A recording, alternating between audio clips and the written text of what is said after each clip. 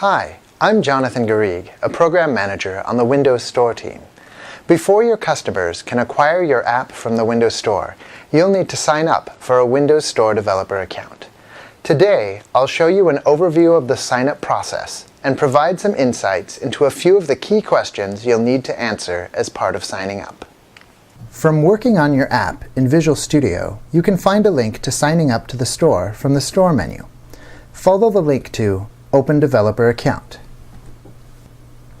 After reviewing this initial page, follow the Register Now link. To use the Windows Store Dev Center, you first need to log in with a Microsoft account, or create one if you don't have one already. Before you start the actual process of signing up, it's worthwhile to take a moment to decide which Microsoft account you would like to use to sign up to the Windows Store. This is important because this can't be changed later, and the apps you publish are going to be permanently associated with the Microsoft account you sign up with. If you already have an account as a Microsoft developer somewhere else, such as the Windows Phone Marketplace, you can use the same Microsoft account to sign up for the Windows Store. If you do this, your developer identity and publisher name will be the same for all of your Windows and other apps. Also, some of the fields during Windows Store sign-up will be pre-filled, and any changes made to your identity here apply everywhere your account is used. It's also a good idea to consider whether you are going to be sharing the account credentials with anyone else, for example, if you work as part of a team. If this is the case, you probably don't want to use your personal Microsoft account, as it likely contains personal information that you might not want to share with other people, for example, access to your email and contacts. If you are signing up on behalf of a company, it's a good idea to create a new Microsoft account for the company rather than using your personal Microsoft account. Let's talk a little bit about security. The Microsoft account that you use with the Windows Store gives you the ability to publish and modify your apps, and the ability to specify where the money from your app sales is deposited. Because the Microsoft account is what secures this information, the Windows Store Dev Center has special security requirements for logging in that might go beyond what you are used to for other services. In certain circumstances, the Windows Store requires what we call strong authentication, something in addition to your username and password. This can be a trusted Windows 8 PC, an additional email address, or a phone number. Make sure that the Microsoft account that you sign up with has at least one of these methods configured so that you can respond easily to the secondary authentication request when it comes.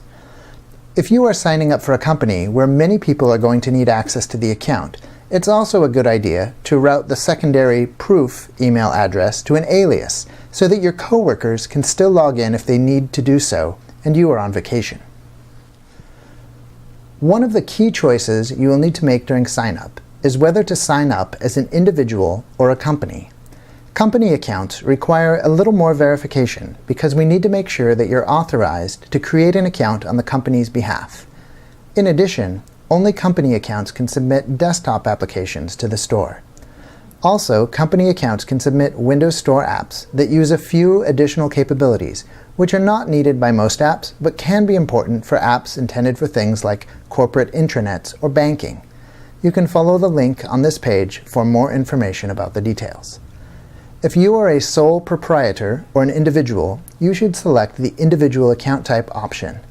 With an individual account, if you're in the United States, you'll need to supply your Social Security number to receive payments.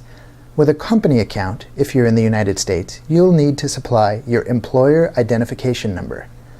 If you plan on incorporating soon, you might want to do this first, as you can't change the account type later.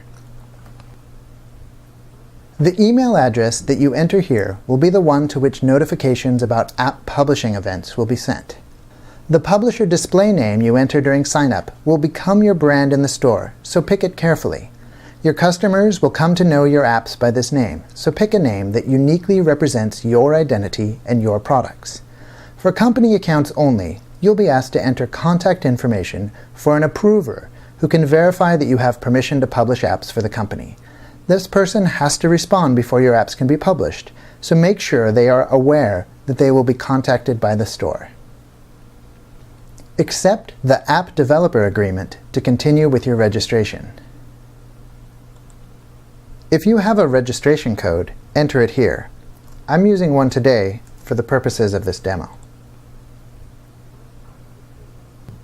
Enter the info about your payment method. This is required even if you have a registration code. Confirm your order.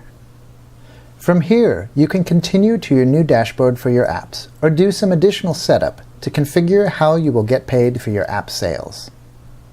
You can now start defining and uploading your apps right away. This concludes our walkthrough of the sign-up process to become a Windows Store developer. Thanks for watching, and I look forward to seeing your apps in the Windows Store.